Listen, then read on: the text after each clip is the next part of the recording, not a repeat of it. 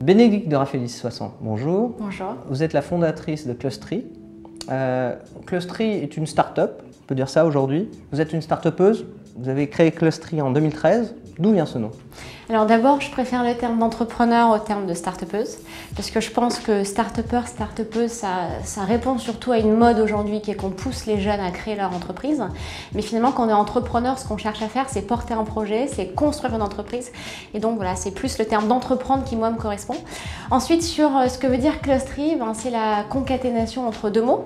Cluster d'un côté et tree de l'autre. Donc cluster, c'est pour les clusters de données qu'on analyse, puisque chez Clustry, en fait, on transforme 250 millions de parcours de professionnels en décision RH.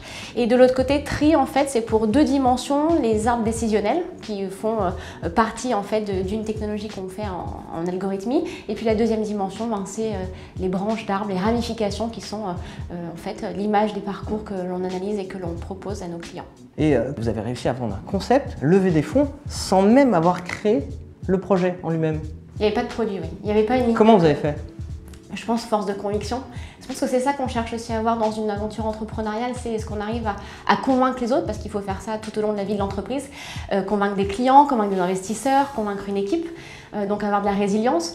En fait, d'abord, moi j'ai commencé par analyser le marché, donc la fonction RH, et puis j'ai fait des mock-ups de la solution, c'est-à-dire que j'ai travaillé avec une ergonome, ce qu'on appelle aujourd'hui un UX designer, parce que c'est un peu plus sexy, mais bon à l'époque c'est un ergonome, et elle m'a fait des écrans de la solution, parce que moi je l'avais fait en mode PowerPoint. J'ai fait monter une vidéo, j'ai fait poser la voix de quelqu'un là-dessus, et puis j'ai montré à une entreprise à l'époque cette vidéo en disant voilà c'est ma démo, ça fera ça dans 6 mois, je pourrais l'implémenter.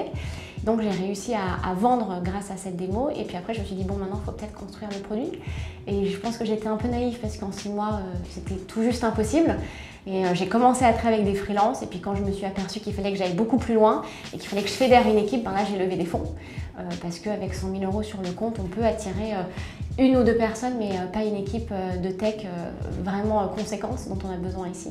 Et donc j'ai fait ma première levée de fonds de 600 000 € et je pense que eux ce qui les a convaincus c'est premièrement que j'avais effectivement réussi à avoir un client et puis deuxièmement que j'avais aussi réussi à convaincre des business angels de me suivre. Donc c'est le premier surtout qui a été difficile à convaincre parce qu'il a commencé par me dire non. Moi j'aime bien quand on me dit non parce que du coup je vais chercher le oui. Et ensuite quand il m'a dit oui, il s'est dit bon si elle a réussi à me transformer, elle va réussir à en transformer d'autres, etc. Et après j'ai convaincu Alven en premier fonds d'investissement. Parlons justement de Clustry qui a su grandir très très vite. Au final, en 4 ans, vous êtes passé quand même à presque 15 ans. Ça fait 2 ans et on est 25. Oui, mais vous l'avez créé en 2013 quand même. Oui, moi j'ai créé en 2013, mais pour moi la vraie naissance de Clustry c'est quand il y a eu la première ligne de code et quand j'ai arrêté d'être seule, donc c'est septembre 2014. Puisque 2013, ce que j'ai prouvé c'est que j'étais capable de convaincre un client sans rien et de lever des fonds. Mais pour moi ça c'est pas une entreprise, ça c'est avoir un projet qui nous anime.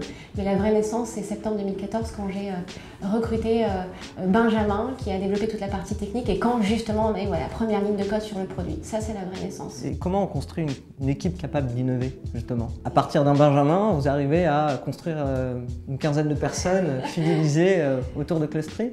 Comment on fait pour fidéliser autant de gens dans un projet commun? D'abord, je pense qu'il faut recruter des gens qui nous ressemblent, qui ont envie de travailler avec nous, qui croient en la mission. Nous, on a un ADN fort chez Clustry, justement, c'est de casser ces silos, de pousser cette transversalité. Donc, il faut avoir des gens qui ont envie de porter cette mission, qui l'incarnent à nos côtés. Je pense qu'il faut réussir à bien s'entourer, notamment évidemment au niveau de l'équipe, mais aussi au niveau des advisors qu'on va avoir, ou des gens qui vont pouvoir nous conseiller. Manager, c'est quelque chose qui est extrêmement difficile. Fédérer une équipe aussi, je pense qu'il faut se remettre en question continuellement, sans se renier. Et c'est important de trouver l'équilibre entre les deux, c'est-à-dire à quel point est-ce que je suis va permettre de fédérer et d'emmener l'entreprise plus loin, et à quel point est-ce que des dimensions que j'ai doivent évoluer, doivent être améliorées pour justement faire en sorte de trouver cette alchimie. Je pense que c'est un travail de tous les jours, de chaque instant, et ensuite c'est à chacun en fonction de sa mission, de sa personnalité et de l'équipe qu'il a autour de lui de trouver le bon équilibre en fait dans cette recette-là. Pour finir, auriez-vous une définition de l'innovation à nous proposer? Transformer une idée qu'on a et en laquelle on croit profondément en une rupture et puis donner corps à ses rêves. Je pense que c'est ça innover, parce que finalement, après l'innovation peut avoir une utilité publique, mais je pense qu'on a tous en nous une capacité à innover à partir du moment où quelque chose qui a un rêve et qui n'est pas concret, on lui donne forme. Et quelque part, c'est la première étape de l'innovation, puisqu'on transforme quelque chose d'abstrait en quelque chose de concret. Abonnez-vous à notre chaîne YouTube ou rejoignez-nous sur notre site et ensemble, développons notre habitude créative et notre capacité à innover.